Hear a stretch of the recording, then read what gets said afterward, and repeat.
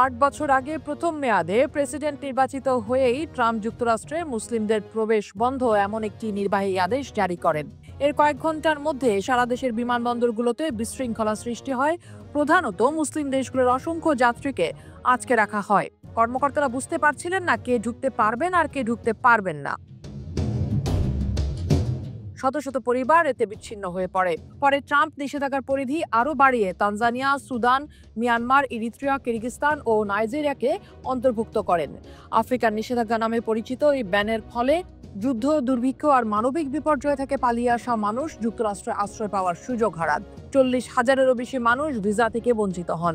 2017 সালের জানুয়ারি থেকে নভেম্বর পর্যন্ত মুসলিম শরণার্থী গ্রহণের হার 94% কমে যায়। যদিও ট্রাম্পের নিষেধাজ্ঞা এখন প্রত্যাহার হয়েছে, তবে এর ক্ষতিকর প্রভাবে পরিবারগুলো আজও বিচ্ছিন্ন।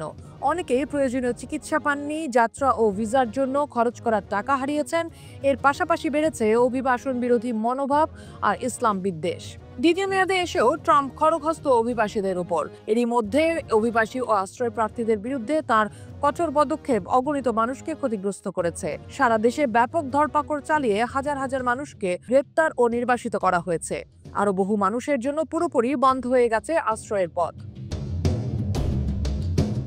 তবে এবারে ট্রাম্প কাণ্ডের বিরুদ্ধে স্থানীয় ও জাতীয় পর্যায়ে মানুষ সংঘবদ্ধ হয়ে প্রতিরোধ গড়ে তুলেছেন। এই লড়াইয়ে এক গুরুত্বপূর্ণ আইনের পরিবর্তন আসতে পারে। সেটি হলো national origin based anti discrimination for non immigrants act.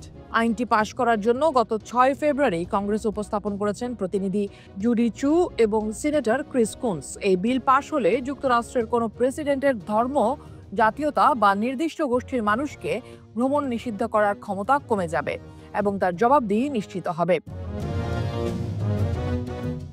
এই আইন কেন প্রয়োজন হয়ে পড়ল? কারণ আশঙ্কা বাড়ছে ট্রাম্প তার প্রথম মেয়াদের মুসলিম ও আফ্রিকান নিষেধাজ্ঞা আবার চালু করার পরিকল্পনা করছে। এই কারণে মুসলিম অ্যাডভোকেটস এবং নো মুসলিম ব্যান এভার জোট 2019 সাল থেকে কংগ্রেস সদস্য জুডি চু ও সিনেটর ক্রিস কুনস উত্থাপিত নো ব্যান আইন নিয়ে লড়াই করছেন। এই আইন পাশ হলে ধর্মের ভিত্তিতে বৈষম্যের বিরুদ্ধে সুরক্ষা দেয়া হবে। এই আইন অনুসারে যুক্তরাষ্ট্রের প্রেসিডেন্ট যদি কোনো ভ্রমণ নিষেধাজ্ঞা জারি করতে চান, তবে তাকে অবশ্যই নির্দিষ্ট ও বিশ্বাসযোগ্য তথ্যের ভিত্তিতে তা করতে হবে। কোনো সম্প্রদায়কে লক্ষ্য বানিয়ে বা সামান্য অজুহাতে নিষেধাজ্ঞা আরোপ করা যাবে না। এছাড়া যে কোনো নিষেধাজ্ঞা আরোপের আগে পররাষ্ট্র দপ্তর ও স্বরাষ্ট্র দপ্তরের কংগ্রেসকে অবহিত করতে হবে এবং 48 ঘন্টার মধ্যে বিস্তারিত ব্যাখ্যা দিতে হবে।